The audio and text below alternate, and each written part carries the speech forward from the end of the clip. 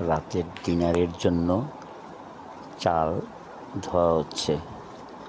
Chicken fried rice তৈরি করা হবে। চাল ভালো করে ধুয়ে এখন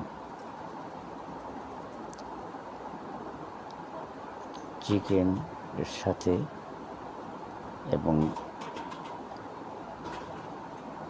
ডিম দিয়ে সুন্দর করে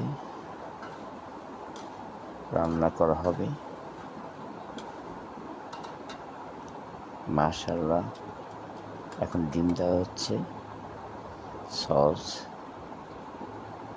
গাজর, বিভিন্ন রকমের মশলা দিয়ে ফ্রাইড রাইস রান্না করা হচ্ছে। রান্না হয়ে গেছে, মাশাআল্লাহ।